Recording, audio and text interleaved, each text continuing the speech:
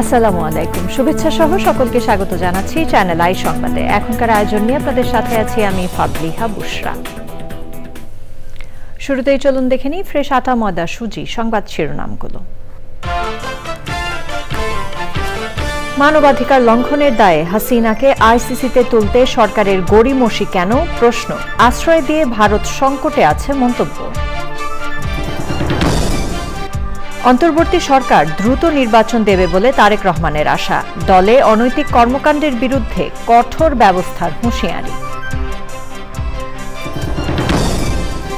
কুয়েটে অস্থিতিশীলতায় কোনো মহলের ইন্ধন রয়েছে কিনা তদন্তে বিশ্ববিদ্যালয় প্রশাসন, রাজনৈতিক সম্পৃক্ততা পেলে ব্যবস্থা।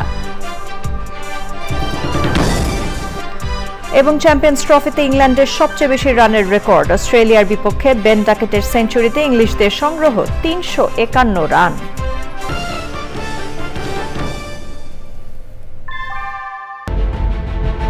Primacy inbuilt.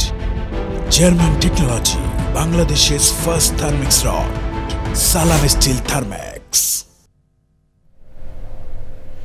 সংবাদ শিরোনামগুলো জানাচ্ছিলাম। এখনকার এই সংবাদ আয়োজন একই সঙ্গে চ্যানেল আইয়ের ইউটিউব চ্যানেল এবং চ্যানেল আইয়ের ওটিটি প্ল্যাটফর্ম আই স্ক্রিনে লাইভ স্ট্রিম হচ্ছে।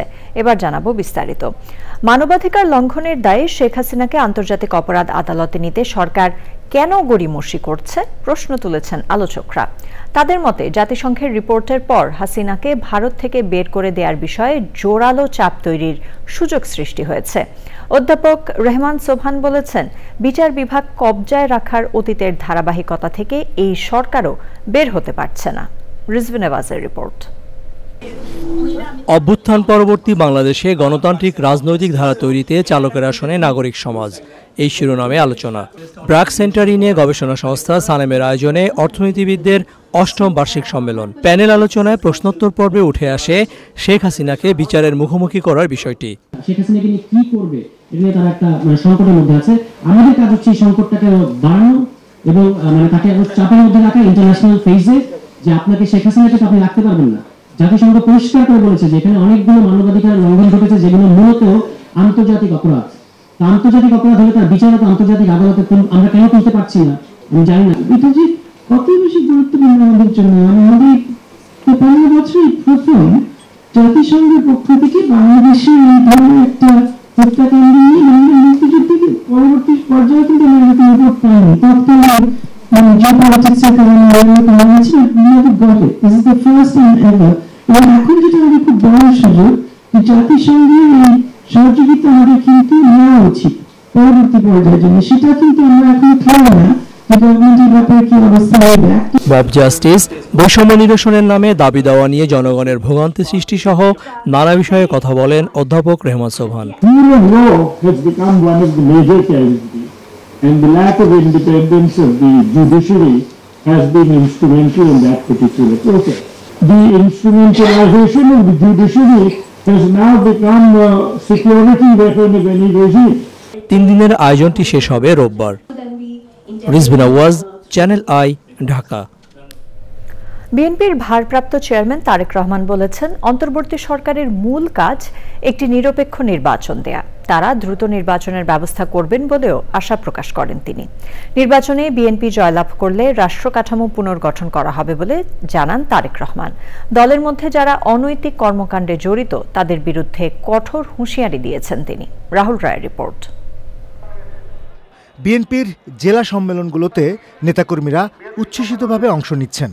যশোরে দ্বিবার্ষিক সম্মেলনে স্থানীয় নেতাকর্মীদের সঙ্গে কেন্দ্রীয় নেতারাও অংশ নেন। অন্য সম্মেলনগুলোর মতোই লন্ডন থেকে ভার্চুয়ালি যুক্ত হন বিএনপির ভারপ্রাপ্ত চেয়ারম্যান তারেক রহমান। নেতাকর্মীদের ঐক্যবদ্ধ থাকার কথা বলে দ্রুত নির্বাচনের কথা বলেন তিনি। এই সরকার যার প্রধান কাজ হচ্ছে দেশের মানুষের প্রত্যাশা অনুযায়ী একটি নিরপেক্ষ স্বচ্ছ নির্বাচন উপস্থাপন করা বা উপহার দেওয়া দেশকে, আমরা প্রত্যাশা করি সেই কাজটি মনোযোগ সহকারে যত দ্রুত সম্ভব এই অন্তর্বর্তীকালীন সরকার সেটি করবেন এবং সেই নির্বাচনের মাধ্যমে বাংলাদেশ জাতীয়তাবাদী দল এই দেশের মানুষের সমর্থন নিয়ে সরকার গঠনে সক্ষম হলে একটি রাজনৈতিক দল হিসেবে আমাদের সবচাইতে প্রথম এবং সবচাইতে জরুরি, সবচাইতে মূল্যবান কাজ হচ্ছে দেশকে পুনর্গঠন করা। বিএনপির ভারপ্রাপ্ত চেয়ারম্যান বলেছেন, অন্যায়ের বিরুদ্ধে বিএনপি অবস্থান নেয়, এটাই অন্য রাজনৈতিক দলগুলোর সঙ্গে বিএনপির পার্থক্য। আমরা আমাদের বহু নেতাকর্মী, বেশ অনেক নেতাকর্মীর বিরুদ্ধে ব্যবস্থা গ্রহণ করেছি, যারা দলের এই অবস্থান থেকে সরে গিয়ে কোনো অনৈতিক কাজ করেছেন। কিছু সংখ্যক ব্যক্তি এটিকে দলের দুর্বলতা হিসাবে উপস্থাপনের চেষ্টা করছে। যারা এই কথাটি বলে অন্য কিছু হাসিলের চেষ্টা করে, দয়া করে সকলকে বলে দিবেন যে বিএনপি তার অবস্থান পরিষ্কার করেছে। বিএনপি একমাত্র দল যারা কোনো ডিনাইলে থাকে না, অর্থাৎ আমাদের ভিতরে যদি কেউ অন্যায় করে তার বিরুদ্ধে আমরা ব্যবস্থা গ্রহণ করি। তারেক রহমান বলেন, দল পুনর্গঠনের পাশাপাশি রাষ্ট্র পুনর্গঠনের শপথ নিতে হবে বিএনপি নেতাকর্মীদের। রাহুল রায়, চ্যানেল আই। খুলনা প্রকৌশল ও প্রযুক্তি বিশ্ববিদ্যালয় কুয়েটে অস্থিতিশীলতার জন্য কোনো মহলের ইন্ধন রয়েছে কিনা তা খতিয়ে দেখছে বিশ্ববিদ্যালয় প্রশাসন। চ্যানেল আইকে দেয়া বিশেষ সাক্ষাৎকারে বিশ্ববিদ্যালয়ের উপাচার্য অধ্যাপক ডক্টর মোহাম্মদ মাসুদ জানিয়েছেন, ছাত্রদের দাবির প্রতি সংহতি জানিয়ে কুয়েটে রাজনীতি নিষিদ্ধ করা হয়েছে। রাজনৈতিক সম্পৃক্ততা পেলে শিক্ষার্থীদের আজীবন বহিষ্কার ও শিক্ষক কর্মকর্তা কর্মচারীদের চাকরিচ্যুত করা হবে বলেও জানান তিনি। শহীদুল্লাহ রাজুর রিপোর্ট। 18 ফেব্রুয়ারি ছাত্রদলের সঙ্গে বৈষম্য বিরোধী ছাত্র আন্দোলনের নেতাকর্মীদের সংঘর্ষে রণক্ষেত্রে পরিণত হয় খুলনা প্রকৌশল ও প্রযুক্তি বিশ্ববিদ্যালয় ক্যাম্পাস। ছাত্রদলের সঙ্গে বিএনপির অঙ্গ সংগঠনের স্থানীয় নেতাকর্মীরা যোগ দিলে সংঘর্ষ ছড়িয়ে পড়ে নগরীর রেলগেট, তেলিগাতিসহ আশপাশের এলাকায়। সংঘর্ষে আহত হয় অর্ধশতাধিক শিক্ষার্থী। উদ্ভূত পরিস্থিতি নিয়ে চ্যানেল আইয়ের সঙ্গে কথা বলেন কুয়েটের উপাচার্য অধ্যাপক ডক্টর মোহাম্মদ মাসুদ। তিনি বলেন, বিশ্ববিদ্যালয়ের পরিবেশ শিক্ষার্থী বান্ধব করতে বদ্ধপরিকর বিশ্ববিদ্যালয় প্রশাসন। বিশ্ববিদ্যালয়ের প্রাণ হচ্ছে আমার ছাত্ররা। আমার ছাত্ররা যদি না থাকে আমার কোনো অর্গানিক কাজ করবে না। এখন আমার সেই ছাত্ররাই চাচ্ছে না পলিটিক্স, সুতরাং আমার পলিটিক্স রাখার তো এখানে দরকার নেই। যদি হিডেন কোনো পলিটিক্স আমরা টের পাই, ডেফিনেটলি এটার জন্য অ্যাকশন নেব, অবশ্যই। আমরা এবার সিন্ডিকেটে সেই জিনিসটা স্পষ্ট করেছি যে কেউ যদি রাজনীতি করে তাহলে তার কি হবে, সে পানিশমেন্টটা। ছাত্ররা কেউ রাজনীতি করে, লেজুর ভিত্তিক রাজনীতি যেটা বলছি, এটা যদি করে তাহলে তার সর্বোচ্চ শাস্তি, তার এখানকার ছাত্রত্ব বাতিল হয়ে যাবে। যদি কোনো এমপ্লয়ি করে তাহলে তাকে আমরা চাকরি থেকে বরখাস্ত করে দেব সর্বোচ্চ, যদি প্রমাণিত হয় এগুলো। পরিস্থিতি অস্থিতিশীল করতে সুযোগ সন্ধানী মহল কাজ করছে বলেও অভিযোগ করেন উপাচার্য। এই ঘটনাটার পিছনে কারা জড়িত, কে দোষী, কে আমার ছাত্রদেরকে আঘাত করলো, আমার ছাত্ররাই করলো কিনা, বাইরের কেউ করলো কিনা, এটা ইয়ে করার জন্য আমরা একটা তদন্ত কমিটি করে দিয়েছি। আর ইন দ্য মিনটে আমরা একটা মামলাও করেছি, কারণ আমরা চাই এটা একটা স্বচ্ছ তদন্ত হয়ে স্বচ্ছ একটা বিচার হোক। কারণ একটা ক্যাম্পাস সুন্দরভাবে চলছিল আমার, এর ভিতরে কে অস্থির করে তুললো, এটার পিছনে কারা দায়ী। কুয়েটের সংঘর্ষের ঘটনায় বিশ্ববিদ্যালয় প্রশাসনের ব্যর্থতা নাকচ করে উপাচার্য বলেন, শেষ পর্যন্ত শিক্ষার্থীদের মঙ্গলে কাজ করবেন তিনি। ছাত্ররা সবকিছু ভালোভাবে চালাচ্ছে। Shahidullah Raju, channel I, Dhaka. এবার আইসিসি চ্যাম্পিয়ন্স ট্রফির আপডেট।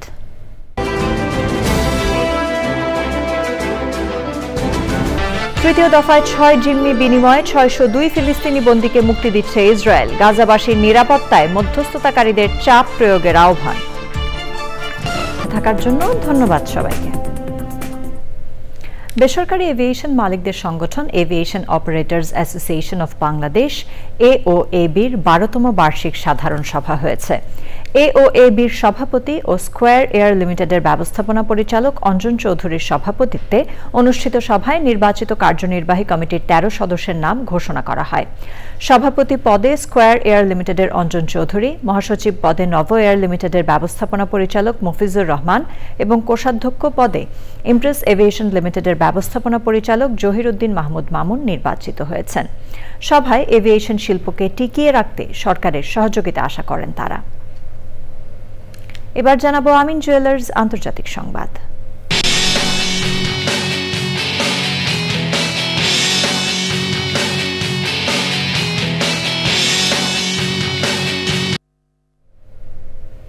যুদ্ধবিরতি ও বন্দি বিনিময় চুক্তির আওতায় তৃতীয় দফায় এবার ৬ জিম্মির বিনিময়ে ৬০২ ফিলিস্তিনি বন্দীকে মুক্তি দিচ্ছে ইসরায়েল। এরই মধ্যে হামাসের কাছে থাকা ৬ জিম্মিকে গাজার নুসেইরাত ও রাফা থেকে রেড ক্রিসেন্ট সদস্যদের কাছে হস্তান্তর করা হয়েছে। ইসরায়েলি সেনারা জানিয়েছেন ৩ জিম্মিকে রেড ক্রিসেন্টের সদস্যরা তাদের কাছে হস্তান্তর করেছেন। আরও ৩ জিম্মিকে গ্রহণ করতে প্রস্তুত রয়েছে ইসরায়েলি সেনাবাহিনী। হামাসের মুখপাত্র আব্দুল লতিফ আল কনিও বলেছেন, যুদ্ধবিরতি চুক্তির প্রথম পর্ব বাস্তবায়ন না করেই ৩৩ দিন পেরিয়েছে। গাজায় বিপর্যয় পরিস্থিতি চলছে, তাই পর্যাপ্ত ত্রাণ, গাজাবাসীদের নিরাপত্তা ও আশ্রয় দেওয়ার ক্ষেত্রে মধ্যস্থতাকারীদের চাপ দেওয়ার আহ্বান জানান তিনি।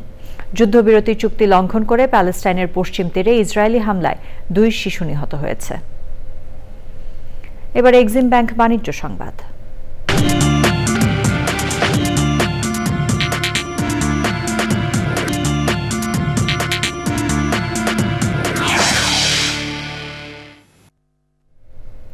একসাথে আগামীর পথে স্লোগানকে সামনে রেখে সালাম স্টিলের ডিলার সম্মেলন হয়েছে। সম্মেলন উদ্বোধন করেন সালাম গ্রুপের ব্যবস্থাপনা পরিচালক আব্দুস সালাম। তিনি বলেন, এই ব্যবসার সবচেয়ে বড় পুঁজি এর গুণগত মান। সে সময় সালাম স্টিলের সুফল প্রত্যেক ক্রেতার ঘরে ঘরে পৌঁছে দেওয়ার আহ্বান জানান তিনি। 2024 সালের বিক্রিতে বিশেষ অবদান রাখায় ডিলারদের পুরস্কৃত করা হয়। অনুষ্ঠানে গ্রুপের চেয়ারম্যান রেজাউল করিম এবং অন্যরা উপস্থিত ছিলেন।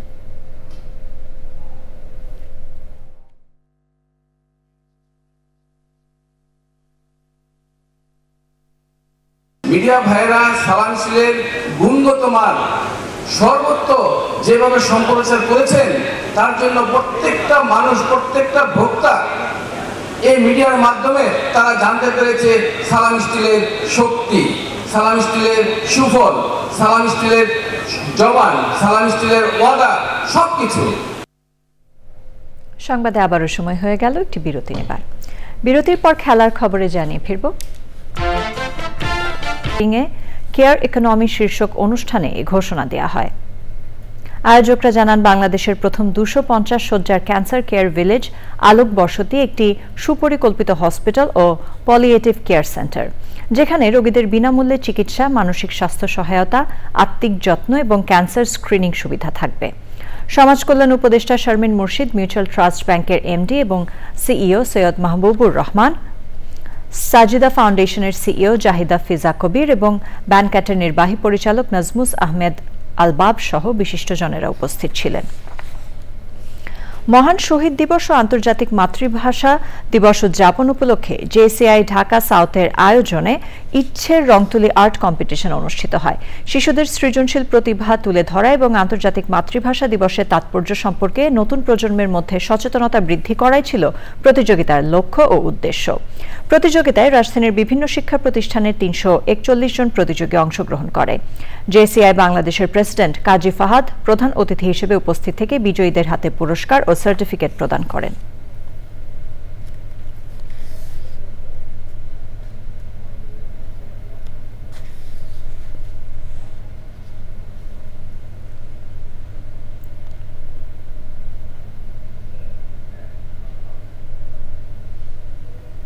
অক্সফাম বাংলাদেশের আয়োজনে অক্সফাম রান অনুষ্ঠিত হয়েছে। অনুষ্ঠিত এই দৌড় প্রতিযোগিতায় 1000-এরও বেশি নারী পুরুষ অংশগ্রহণ করে। তৈরি পোশাক খাত, মৎস্যজীবী, চা বাগান শ্রমিক ও গৃহকর্মের মতো খাতে নারী শ্রমিকদের মজুরি বৈষম্য, কর্মক্ষেত্রের সহিংসতা, ঝুঁকিপূর্ণ কর্মক্ষেত্র সহ সব অসমতার বিরুদ্ধে সচেতনতা সৃষ্টির উদ্যোগ হিসেবে এটি আয়োজন করা হয়।